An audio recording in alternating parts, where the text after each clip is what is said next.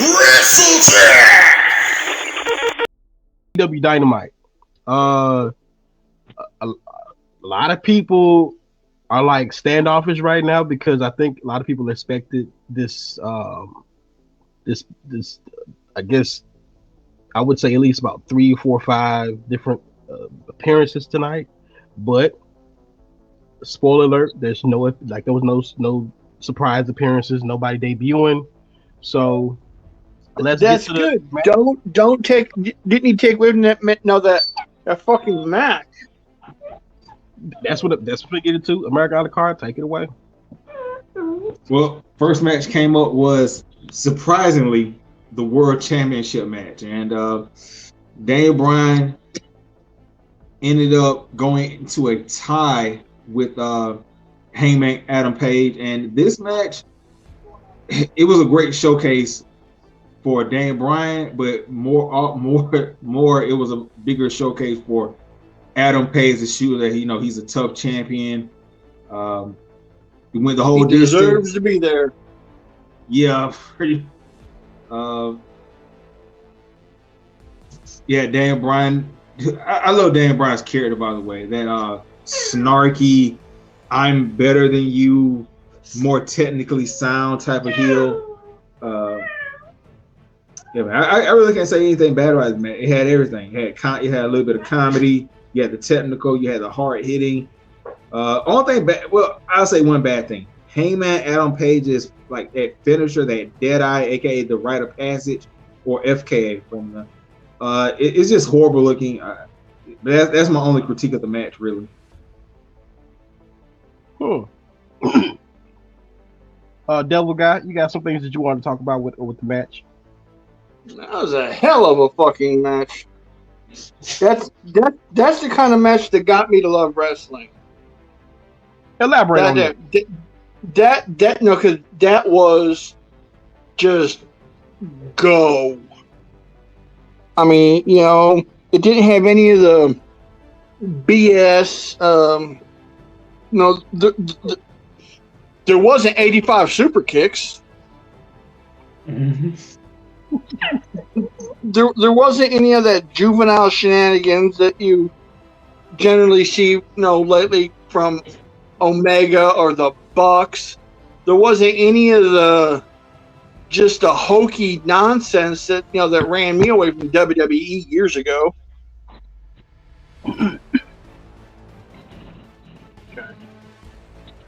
I gotta say, I'm gonna speak from multiple standpoints. I think a lot of us were spoiled by the belief that we were getting debuts, and we kind of have been spoiled, and we've been led to believe that this is what we get, and I'm gonna blame Tony Khan on that one because a lot of us think people assumed, and what happens when you assume? Hey, You make an ass. we got another guest coming in. Let me add Chad to the screen.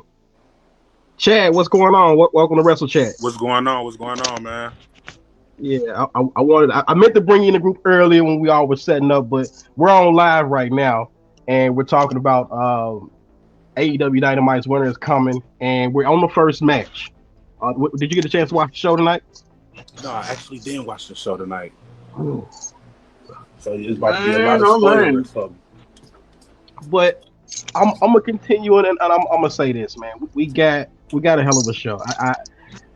But I can't lie and say that it wasn't a little bitter because the anticipation of debuts messed it up for me, and it may not be like that for the majority of y'all, but I know a lot of us were expecting debuts, and there were no surprise debut.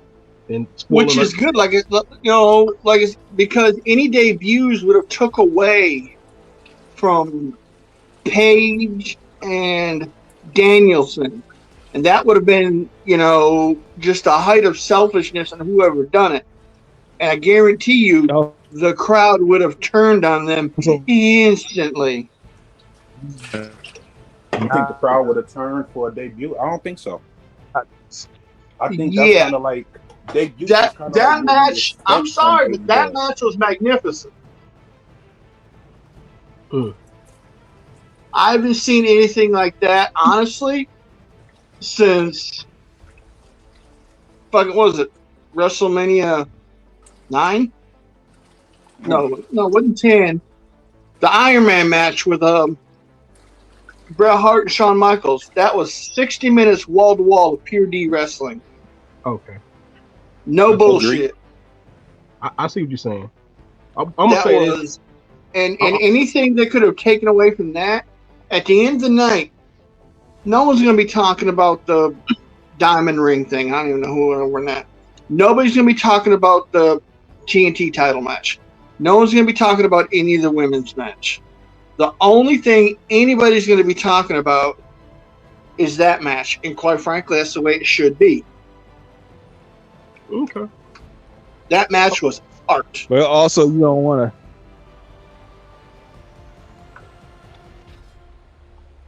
What were you saying, Scott?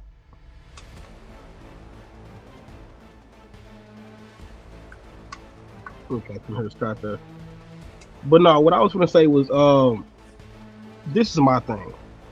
I'm a big fan of what they did tonight and what we end up getting.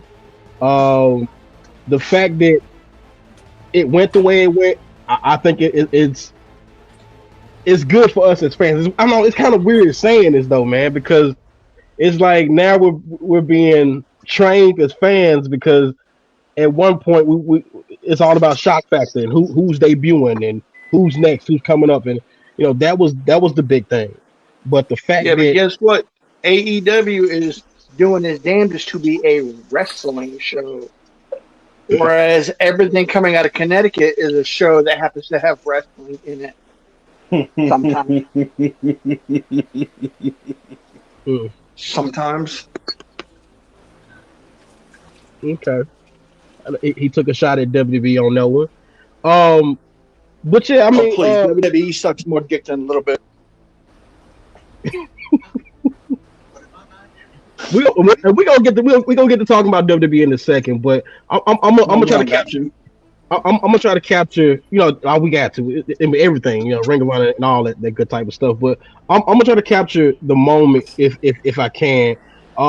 With what AEW did tonight, kind of put things in perspective. Yeah, because we know that Tony Khan can bring a lot of people. We know they could have did a lot of debuts tonight, but no, they refrained from it. Even and it's a very brave thing to do, because right now as fans we are spoiled. They have spoiled the shit out of us. We got Daniel Bryan and CM Punk in the same year. Like, we got Daniel Bryan and CM Punk on AEW in the same year. Like, we got Adam Cole. So I'm gonna be 100, and I'm missing more names, but still, we got some things that we wanted for a minute. Even if whether you're a fan of Daniel Bryan and CM Punk or not, but still, the effects of having these guys on the show and where they rely on people's hearts. So tonight you got CM Punk and Sting and Darby Allin at the end. They came out and they did what it do for what they're gonna do and built it up for the match to be next week. So I'm like, okay, I like that. I like the fact that AEW didn't have to do a major debut. Now with the exception of whatever Malachi Black was doing, I don't know who that was. It looked like a big person, so that's something that's lingering around. But I don't count that as a debut. That's just somebody that is a mysterious person. We don't know who that was. So, but other than that, it kept it about the show and about everything else going on. I don't have anything negative to say about the show tonight, except with Dante, man. That Chad, you missed it, but Dante did a mean accidental knee to the on the mat to MJF. It was just it was nasty. It was nasty. And when you get a chance to check it out, it's a very gruesome spot. that ended up happening in that match, and you can tell the MJF was hurt. Like he could have got knocked out, but I believe the adrenaline is what kept him going. Because I know from being in that situation and being in the match, being in the ring, and then that you can get hurt, but that adrenaline will keep you going. So other than that, I know we got Serena Deeb, Hickory, basically everything else. I think Devil Guy said it best. Everything else was pretty much just filler. It was good, decent. I mean, decent stuff, but it just fell flat compared to the championship match. It wasn't. And Devil Guy, you're right. It wasn't supposed to top the championship match, and they didn't. So, but bravo to AEW for just putting together a decent show. Some would now say, just do it again. Yeah. I mean, now on Rampage, I'm expecting. I don't know, man. I think I'd be wanting too much out of wrestling. I think I'm that spoiled fan. I'm gonna be honest. I'm spoiled. Like I want everything now. So I don't know. I'm a little biased on that when it comes to somebody wanting their excitement and all that type of stuff. But I still feel like wrestling could be more exciting. I think that's definitely. I think AEW is missing storylines. Mm-hmm. I believe they need better writers or writers if they don't have it. They're living off great booking. I agree. I think that they do in fact need some good storylines pitched into the show. That's something that I feel like that they're missing, because if you guys see them, I mean, because I look back at the Attitude Era, AEW is allowed to do a lot of stuff that other promotions, well, I would say especially WWE. I'm just gonna put it out there. WWE is like, I get WWE's standpoint on pushing the needle. You know, they're too invested with other things, and they got other companies and other entities involved in their company, so they have to they tend to stick to PG, and every blue moon they might do a PG-13, but I understand, I get that. So, but AEW doesn't have that situation. So I'm like, well, with AEW, like, you guys can go ahead and they have a clear lane. They can go ahead and take it there. You know, you got your Adam, you got your Page, you have your MJFs, you have. I mean, they have went off the script and done some radical things, but I think you could take it back to that fucking Gage. Oh yeah. Yo, that was next level type crazy shit. But I feel like they could do that crazy, wild Attitude Era storyline style. Stone Cold run into the ring, kicking everybody's ass, like going over the top stuff. The infamous. I'm not saying do the beer spot and all that type of stuff. I'm saying, but they can continue to take it there, and they've done certain things at that level. Like I remember Adam Page did something similar to that. But let's continue. Let's take it there. The storylines and that needs to happen. You know, we need the excitement in wrestling. And I feel like AEW has a lot of people to give that to us. Ricky Starks. Let Ricky Starks off the chain. Like, let so many people off the leash. Yeah, like, definitely. They definitely need to release a lot more stars. I don't know. It ain't, you gotta, if you're gonna train your audience, you also gotta train your talent. Especially if you're trying to get away from that WWE mindset bullshit. And it's gonna take time. You just can't do it overnight. I'll say this. I didn't know that Hobbs was such a good talker. It's like, if you guys watch the Bryan, watch Hobbs interviews, the dude is funny. He's hilarious. He can talk. I'm like, oh, this big dude can talk. I'm like, yo, he got skills. He has a physical presence. Like, there's things that I feel like that can be done with most of these guys that I don't see them do. You know, but I just feel like all AEW has to do is let them off the leash. Let them have entertaining storylines to where it's edgy. They're going at it. because that was the beauty about the Attitude Era, is that the storylines, and as Chad was saying, the storylines, the angles, the in depth that they allowed the guys to get into, like their storylines of the Attitude Era was just awesome. Even Nat Nitro Attitude Era was just awesome because they went somewhere. They took you. You felt like you were in the moment. They were realistic. It was exciting. Mae Young giving birth to a hand. Let's not forget that. You had comedy. Yeah, okay, you had the comedy, but I'm talking about, let's see, even to put that in perspective, you had comedy angles, and if you look at it, AEW does have it. They have the comedy spots. You have the Orange Cassidy doing this silly goofy shit. The Best Friends. You got the silly goofy shit that goes on, because humor has always been a part of pro wrestling. Since the Carney, since the circus days, it's always been a part of wrestling. So let's not act like it's always been serious, macho. It's always had a serious, a silly element to it. So, but there has Could to be you say that again? Because I think there's some people in the back of the class that might not have heard it. Yeah, the pro wrestling has always had that silly element to it. From the carnival circus days and all of that, like that's always been a part. But as long as you have a healthy balance of it, having humorous parts of wrestling has never really hurt wrestling. It just being so silly and so, I'm sorry, it being so serious causes problems. Because you're not relating to, because one thing I noticed, you have to be able to relate to the crowd and the audience, because sometimes there's people in the audience that may not be so strung up on the all the serious wrestling. Know your audience.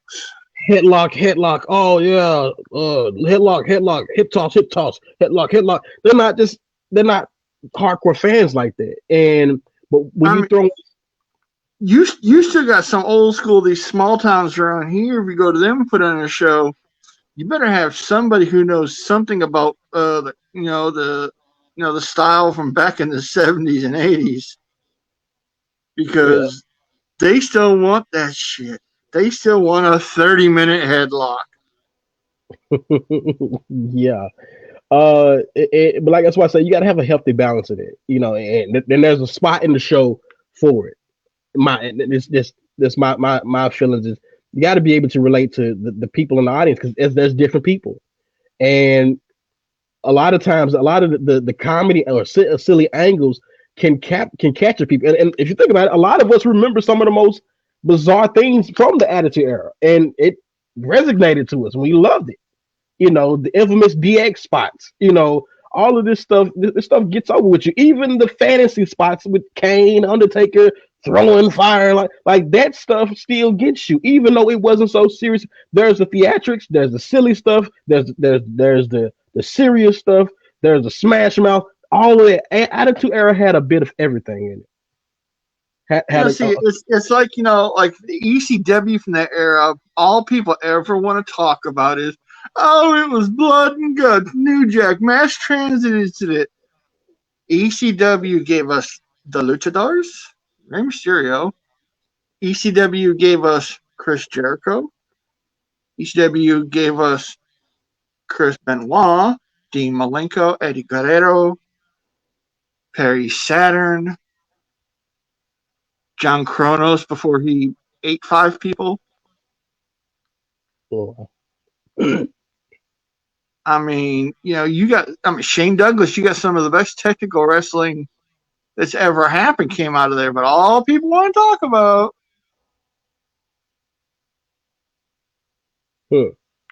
Now, once again, everybody, what's going on? Wrestle Chat.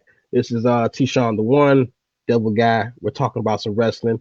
Joining us in on the podcast, man. Hey, salute you. Make sure you subscribe to Wrestle Chat on YouTube. Make sure you hit the notification button, all of that good type of stuff. It's at the top right here.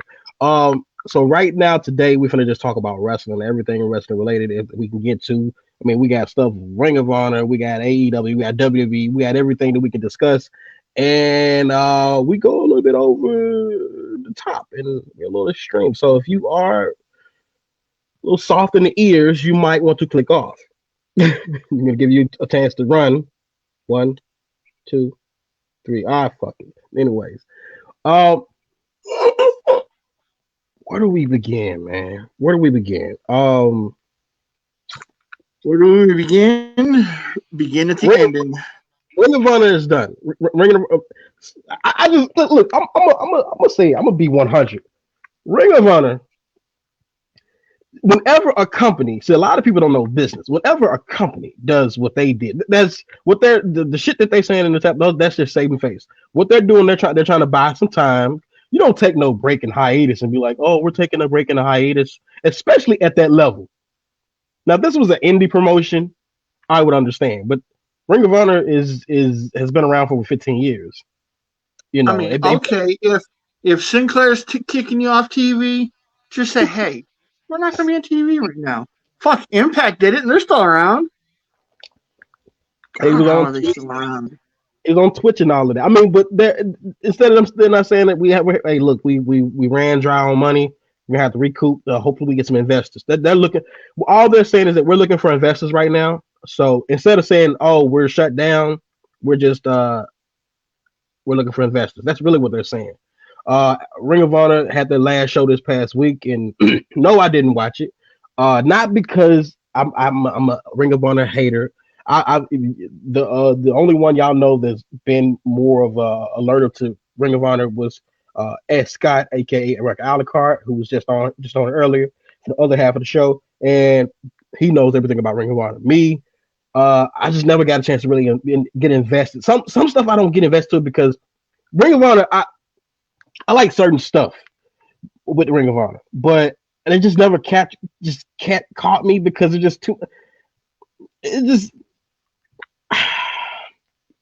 I'm a little biased just because of the fact that Ring of Honor is just, they always seem like a glorified indie show to me. Not saying it in a negative way. I'm saying it was just like I could go to an indie show and just be a part of it. You know, they have find one show that could have the technical wrestling that you see at a Ring of Honor show. And I know a couple off the top of my head in this area, and you know them too. I won't name any names, but they think that they're the savior of professional wrestling. And no. I sip water. And no. I mean, I'm not saying anybody's bad, but Ring of Honor for that style, that was the end all be all. They took the spot that NWA owned for 50 plus years before they hit the hardest of hard times. Now NWA's pipping back up, so at least there's going to be somebody. Now, hell, I'm about the rolling around a thumbtack match would be a death match, but I like technical wrestling too. Okay.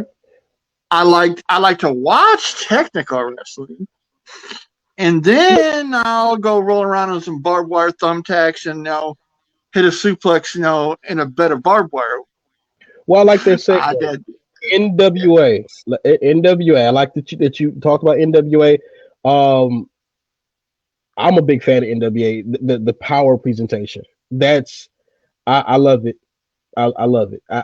I never, because I never was a big NWA fan of the weird era where they were just kind of nowhere. Like they were just a brand that you just heard of. I'm not talking about the late 80s and that was, I'm talking about where it was nothing but a bunch of territories. I'm not talking about people thinking that they're saving wrestling using the NWA name. There you go. Okay, in the weird 2000s era, that was just weird to me. Hallelujah. So, seeing it now in its presentation now, I can't lie. I've literally been entertained. I watched a couple episodes and I was like, all right, okay, I'm feeling this. It reminds me. I know a lot of Memphis folks would say it remind them of the old school in the studio era, like Power Pro, Memphis Championship Wrestling. It has that feel, USWA, all that. Like it's just, oh man, it has something special. I just wonder how many people at Impact are pissed and sending fuck you letters to Dixie Carter because the magic that Corgan's doing in NWA, he could have done there. He wanted to do there. But Dixie had to play My Way or the Highway, and, well, she fucked around and found out. I don't. Nah, Corgan's era of Impact TNA, she let him do his thing. It was horrible. You know, I disagree with you. You know, Dixie did the best she could do with that promotion. She took the promotion to a whole other level. That's one thing. If anything we're gonna talk about Jeff Jarrett's sorry ass. if anything, you know, whoever brought in Hogan and Bishop. This what I'm saying. When Dixie Carter's era, you can't really shit on Dixie Carter's era without talking about what she brought to the table. She took it to a level to where people started really thinking that, hey, this promotion could possibly be. People start feeling that way. So I can't say that Billy Corgan was going to do anything with Impact or TNA that was going to be, because really when they first came, it was dumb shit. It was, remember they turned it to GFW at one point. It was just stupid stuff. No, that was Jeff Jarrett. And no, that was him and Corgan. Yeah. Well, no, that was Jarrett's. No, that was Jarrett's influence. You can see what happens. NWA is showing what Corgan does on his own. This shows what he does without anybody trying to, you know. Let's not. I'm not going to paint Corgan as though like he was the savior or anything, because let's not forget that we forget his promotion before he came to Impact. Corgan is not. No. Who brought us the Grand Impact Championship? What the fuck was that? There's a lot of weird shit that he brought. Well, like I said, you're gonna have trial and error. I mean, the Grand. Yeah, no, that was bad from where we can do a whole segment about that weird shit that happened with TNA Impact, and the fact that even it's so much dumb shit that we can go on about what they was doing, and when one day they said, oh, TNA's dead, and I'm like, your company talk about TNA's dead, but then again you're constantly using TNA footage to big up like you're living like it was the weirdest shit ever. So don't get me started, but if we're gonna segue and talk about from NWA to Impact Wrestling. I gotta take a look at the promo Moose did on Matt Cardona. Apparently there's some hot stuff going on right there between Moose getting the championship about fucking time. Yes, put the championship on Moose. That's like I say, it's just somebody needs to take Cardona, stuff him in a box, and send him back to his mama. Well, you know what? I'm gonna say this. I think Cardona has found himself, and I like this post he put up. He put up a post saying that WWE was my developmental territory, and I was like, "What?" I was like, "You know what?" But you look at what he's done so far in the Indies or in GCW and so forth. The one thing he learned in WWE, he can get himself over better than anybody else can get him over. Okay. Because with his his shit on YouTube, got him over so much that the fans were over talking the Rock's screaming his name. Okay. They screwed the pooch when it came to him. I remember that era. So and they need to hire him back so he can get far away from GCW. Impact Wrestling has an angle right now with Matt Cardona and Moose, and it's championship caliber type stuff going on here, and I think they got something special with them. That's I didn't know where they was with Matt Cardona, him being there. I don't know, because with Impact, you really don't be wanting to get invested into Impact because it's like they don't really stick to a lot of shit. It gets weird. Well, see, you've also got Cardona fucking around in NWA with what's his name? Cardona's just I mean, he's good. I'm not gonna say he's not, but is he good enough to be walking into every company and just walking right into the main event? Fuck no. I didn't. I don't. I didn't see. I ain't seen his stuff on NWA. So he's doing some stuff on NWA. Mm-hmm. Oh, okay. Wow.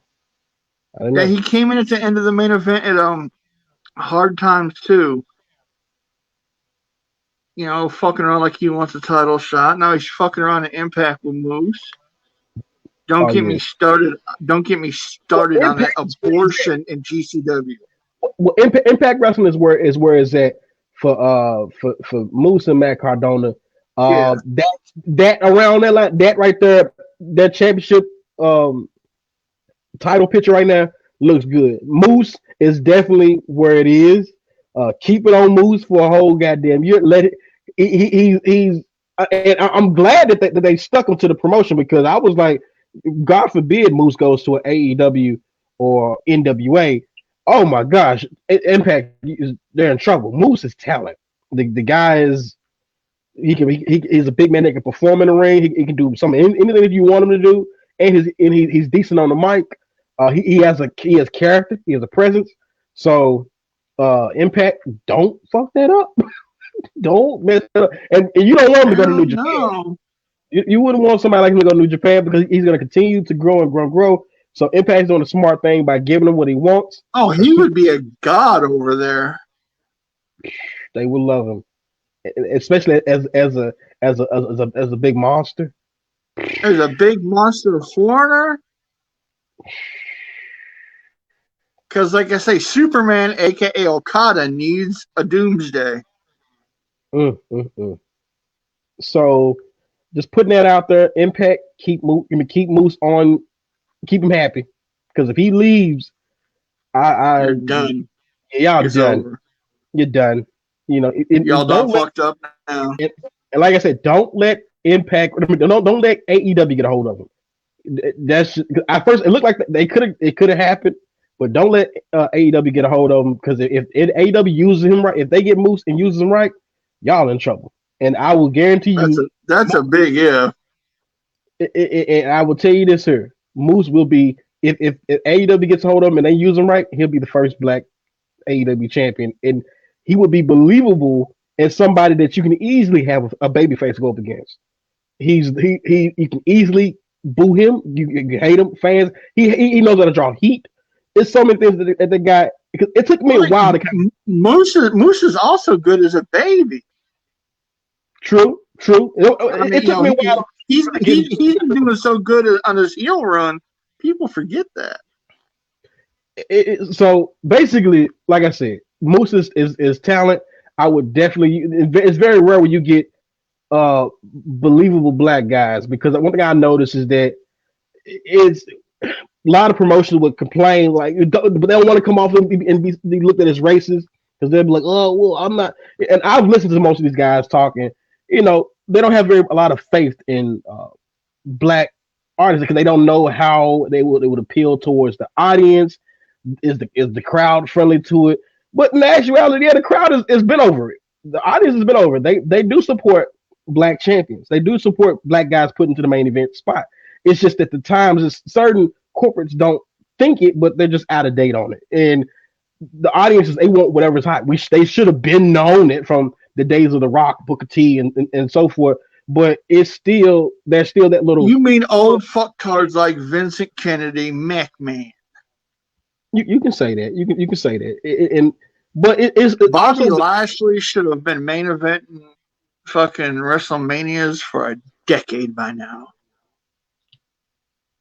They wouldn't have had to force shit like they have with Little Roman Reigns. I mean, good. He finally turned heel. Good. Unfortunately, it's 5 years too late. Let's talk about all the speculation going on with AEW as far as debuts, and I want to talk about the speculation with debuts because that was the main thing. Like I said earlier in the show, that was the main thing that kind of spoiled it for a lot of people. A lot of people were expecting debut, like winter's coming. We know what happened the last winter coming. Now Gargano is going to be out past New Year's. Candice just had a kid. He's going to be out past New Year's. O'Reilly. I think O'Reilly will be there first. But I think O'Reilly will be the next week. I don't see it not happening. And after Adam Cole's promo today, he said he's gonna be getting a big present or something like that. I'm ready for Undisputed Era versus the Elite. You gotta look at it. It's kind of already there. Because Adam Cole can always reference. Yeah, I remember when you guys kicked me out of the Bullet Club. And honestly, before that would really pull the trigger, if you really want to do it, you'd need Marty Scurll. Because Marty Scurll is the guy who replaced him in Bullet Club. Ooh. If you really wanted it to be a good one. So that's why I'm putting my bets on Kyle coming back next week. It's time. It's time for because this would give us that because Elite is pretty much already broken. You gotta look at Kenny Omega has been out for a little bit for a couple of weeks. He's gonna be out for a while. He's been out for about a month or two, and you gotta look at it if Undisputed Era comes, they're gonna join back together, and they're not gonna be in. It's Adam Cole is on the road. Adam Cole. Yeah, but see, we've also got a lot of incoming talent, even if they're on short-term run-throughs from Ring of Honor. That may have changed a lot of plans because they are already setting up for Briscoe and FTR and the Ring of Honor titles to be defended. They're going to end up being defended on TV. And also, don't forget, the switch over to TBS is just in a couple of weeks. They might be holding debuts off for that.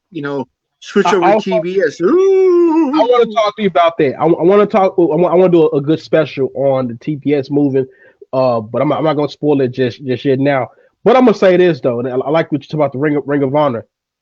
I stated earlier during the match to America Alico, aka she and Scott. Ed Scott. I was talking with him, and I said, "Hey, man." I told him how the match was. I said, "Man, this match is not going to end in no pinfall. It's going to be. This is basically to be continued." But I said that because I'm telling you why I say this. This is the match is going on. I said this match is not going to end like that because I feel like Daniel Bryan is going to beat Gresham for the Ring of Honor heavyweight title. Daniel Bryan's going to beat him for the Ring of Honor title, and it's going to be the Ring of Honor champion versus the AEW champion. Unify it. And if that happens, then yes, what everybody's been thinking about has happened. Tony Khan's bought it. It's already there. Daniel Bryan is a heel, and Daniel Bryan has the legacy and history of being a former Ring of Honor champion. And either Bryan or Punk. Bryan gonna do it. It's Bryan. Bryan's gonna do it. Because Gresham has said there's two guys there that he wants to defend against. Daniel Bryan or Punk. Mm-hmm. I think so. Either way it goes, we're gonna get some good fucking shit. and Grisham's gonna have kind of like the baby face come in. I feel like Daniel Bryan, getting one over, low blowing him and hitting him with his maneuver or putting him in a submission. I think him getting that title, sneaking the title. I think this is what's gonna happen, and him being the Ring of Honor champion because it's right there. It's right there, and I see. Also, there's also the sliver of a chance that he might do a match or two in Impact. Don't forget, he's got a fairly significant connection there. Well, they're all really connected. As far as AEW wise, they're all connected. Well, no, he's married to my future ex-wife. Who did? Jordan Grace. Hey, baby.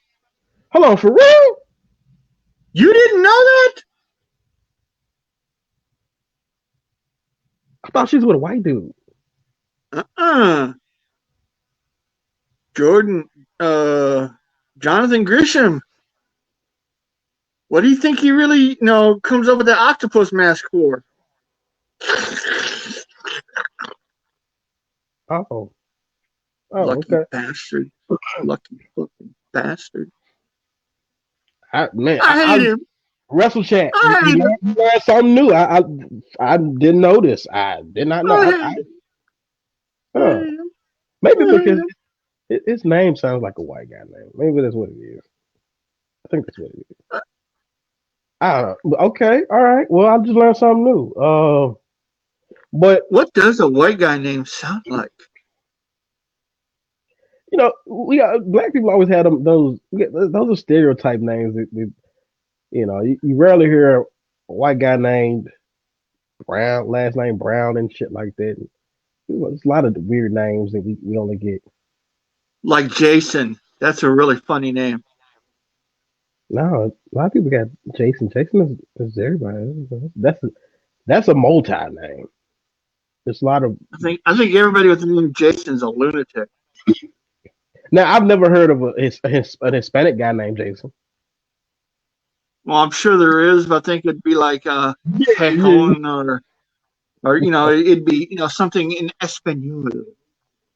Yeah, I've never heard of or I never knew a Hispanic guy named Jason first. Like his name's Jason Martinez or Jason is I. Well, like I say, Jason's an English name, so whatever it would be, it'd be the Spanish variant. Like Miguel is, the Spanish variant of Michael. Okay. But yeah, I mean, I'm gonna stick to it. I think Daniel Bryan's gonna be the one to win that Ring of Honor championship. It makes perfect sense history wise. I wouldn't be mad.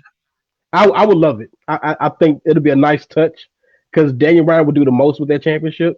It means so. If I had the fantasy book, I'd have Daniel Bryan pull that off on the same night CM Punk gets a shot at Paige. And I'm sorry, Paige. It's midnight.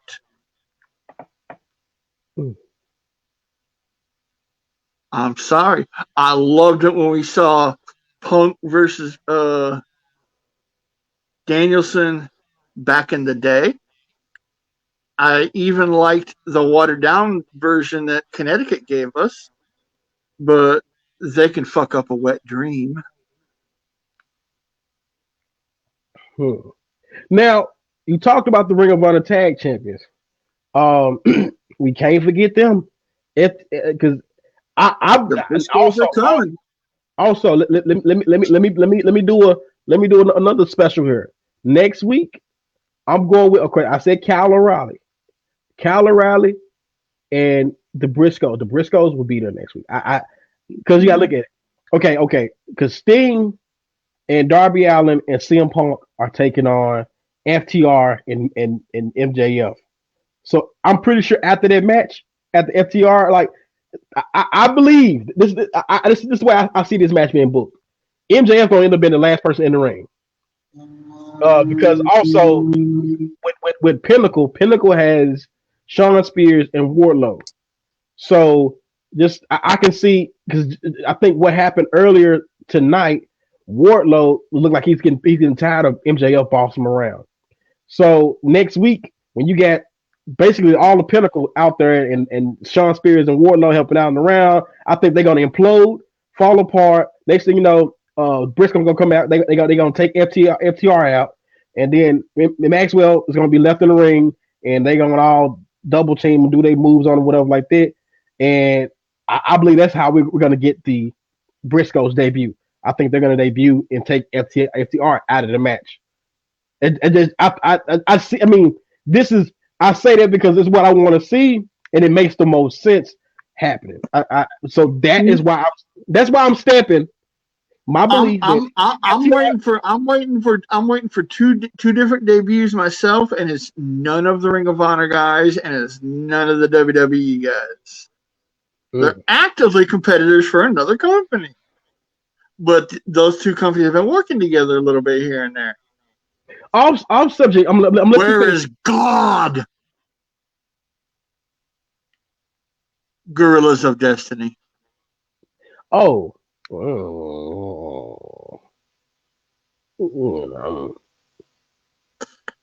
Man, triple threat tag match. You got the Briscoes, G.O.D., and the Bucks. Who do you think's going to have a bad day? Oh man, okay. I see your point now. You see, now that the Bucks don't have their executive powers to hide behind anymore, people who really don't like them are going to feel free to show up now. Okay. Because are you going to go get booked at a place where this asshole over here who you don't like and don't like you is the booker? No, I'm not. I mean, I might go, but that's just to get to a fight in the parking lot. But I'm an asshole. I hear you. Huh. Also, it's too many people, man. Because I definitely want to see. Well, we spoke about the faction earlier. I definitely want to see control the narrative. I want to see them in the mix, but it's too much that you want to see right now. Yeah, everybody can't go to AEW. They can't. No, they actually can. They can. It's just not a mainstay. It's not. If open door policy. If the cons buy Ring of Honor and run it separate, but still, every once in a while, but run it separate. I don't mean Raw and SmackDown separate. I mean main roster NXT separate. Makes me want. I wonder. Are they trying to have Rampage as to be that SmackDown? Is that the structure? Are they going for like a SmackDown structure with it, where it's the added show? Well, I think it's like it's. I say that because they got weird with it. They got real weird with it because it turned into they tried to turn like, oh, these are two separate brands. They're two separate companies. And remember that weird point. They tried to make it like they was two separate companies. They're kind of still in there. Well, actually, they should have stuck with that. They should have. If they're gonna do a split and a draft, they really should have kept with that. But okay, I'm gonna say this. That whole concept. The reason why it fell apart is stupid because you don't do no damn. You don't have a. You don't have a brand. Was that brand draft that they do? They do the brand. Well, see, the way you would separate them is, separate them. Even if they appear at pay-per-views together, they don't have matches against each other. That's like if you go to a martial arts tournament, you're not going to see any heavyweights, smacking up flyweights. Every division or every, in this case, it'd be every brand is its own. Yeah, I'm gonna say this. The draft the way they do the draft is so stupid. The draft should not be guys being that should be the trade. It should be the WWE trade. That's when they're trading players, doing like how sports do it. But if you're at one point they were doing that. They'd have the draft, and then for a while they'd be trading. No, what I'm saying is that they do draft as like the draft is when you're drafting up. A draft is not when you're trading guys. Okay, you're going. Oh no, we're bringing you over, brother. No, that's not when you trade. Because the Steelers can't draft anybody from the Cowboys. Thank you. I get it. The Cowboys is a different brand from the Steelers. We're all under the same NFL network. Now they can trade and they can commingle. We can trade. We can make deals or make buyouts. We can do that. I feel like they should do that within WWE. Like, okay, well, look, SmackDown's negotiating with Raw, and we're gonna do a buyout here for this person. Do that. But if you're gonna do a draft, the draft should be like any organization, like especially the independents and NXT. He, I mean, but here's this new crop of you give like this new crop of people a month or two to run matches on the shows, so the fans can know, okay, yeah, we might like this person. We want to know where he's going to end up. And then there's a big special where like, you are going to go to here, yay! Or you can be like, man, I want to go there. well, I'm gonna say this. I think that it should go like this. If they're gonna do a draft, the draft should be guys on the indie circuit. You know, they can even plant somebody in this. Guys on the indie circuit, and so they do a 2000 something like that draft. Because if you look at it with NXT, if they use NXT the way it's supposed to be used, because in actuality, the old version of NXT, and I'm talking about not this 2.0 and black and gold stuff. I'm talking about the Young and Wild version. That was actually how you do the because it's novice people being put through things and getting their feet wet in shows, being around the beast. That was the actual. It was ugly, but it was the actual thing. NXT. Well, yeah, but you can't really say novice because the most glaring fuck up on that was when they had Bryan Danielson being mentored by The Miz, and when it comes to experience, there was a almost 15-1 gap at that point from the trainee to the pro. But the thing was, it's everything full circle. Bryan didn't have more experience than Miz when it came to presentation, television production, and so forth. It's a whole. When you get to the big stage, it's a whole bunch of shit that you got to get down pat. Now, overall package, Miz had more. Even now, we talk about wrestling wise. Of course, Daniel Bryan had more years. But when we talk, but he got the basics, and he had some added extra fundamentals added in. So he's seasoned. So still, Daniel Bryan had more experience, but Miz is still seasoned. So it wasn't like, oh, this is just some guy, a young punk that don't know what he's talking about with a veteran. No, it's still this guy is seasoned. But Bryan hadn't had any big stage television cameras, interviews, promos that was just on that level on a major broadcast. So still, he was young, wild, and young. So he was still a novice though to a level. So it's like getting one of the veterans out here on the indie scene who's been doing it for over 20 years, and then he goes up to the big leagues. And do you think he gonna know? No, it's gonna be a lot that he gonna be he gonna be looking lost around there. So you got to take him through the train, or like give him dark matches. You got to give him coaching, a lot of coaching, because talking, him knowing this, him knowing where the cameras are, him knowing what to do under pressure, him knowing what to do when this goes. Like, it's a lot of retraining you got to do to an old head. Old heads. That's why a lot of times they don't like bringing guys from off the Indies that have been doing it too long. It's because they're stuck in certain ways. Like, no. Hey, can you not do that and do that? And I'm like, oh, I've been doing this. I've been doing it. And then someone might be hard. I've been doing this for over 15 years. I know what I'm doing. And they end up hurting somebody because that's what they was doing on the Indies. And well, see, the thing is, if you're going to hire somebody like Danielson at the time, who was a veteran, there's a reason why you hired him. If you didn't hire him because you thought that he was tremendously talented, you wasted your money. Bryan to this day, and I'm a huge fan of him as a performer, and I love him to death as a person, but he exudes as much charisma as a block of cheese. He was even when he was a kid, I can guarantee you, he was never that guy. I disagree. He's so much better now. He's so much better. Like he's finally comfortable in his own skin. Instead of being uptight, he's comfortable, and that comes with basic maturity. When you get to a certain age, it's just, fuck, this is me, deal with it.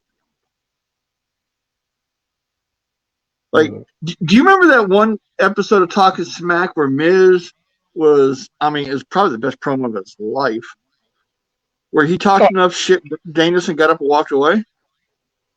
Yeah. You know why he got up and walked away, right? I mean, that was good on both ends. Both of them was going in. Like, no. I know it was. I know it, but the thing is, it was so good.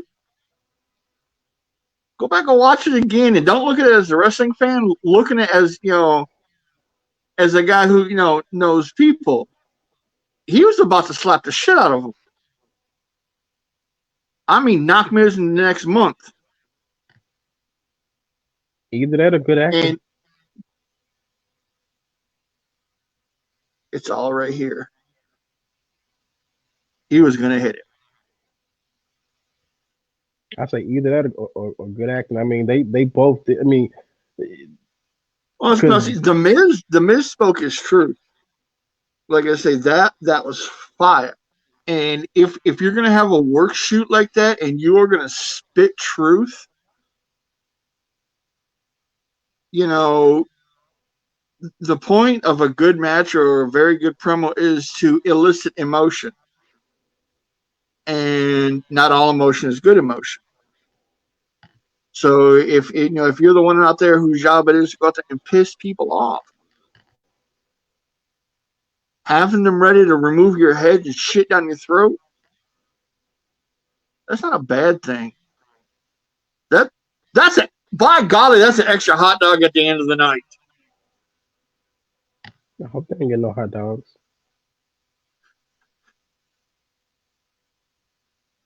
Not at that Oh, you never worked for Kamala Jr., did you?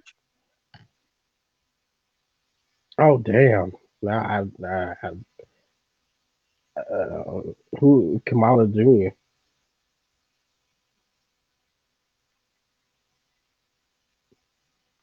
But yeah, but as I was saying, that's how I feel like that whole the process should go. The whole developmental to the draft and all that. I feel like they're using it the wrong way. It should be used a totally different way. Oh, definitely. It's like every year instead of a draft, it's like, okay, we're coming into the free agency special.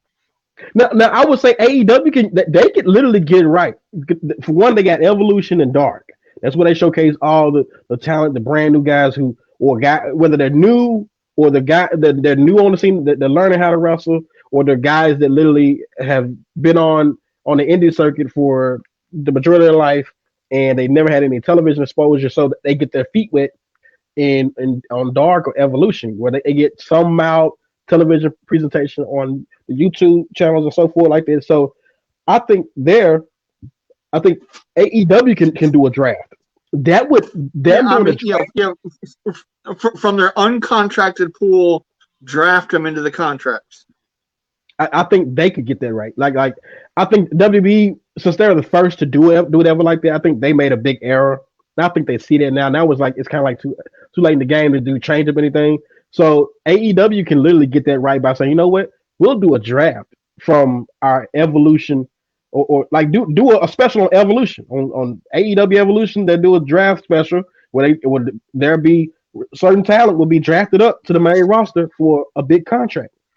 There you have it. I mean, that right there to me will make a lot of sense. That's how I would do the draft. I would not do the draft like WWE does it. That's it. It's just so backwards when you look at the definition of the draft. Shit.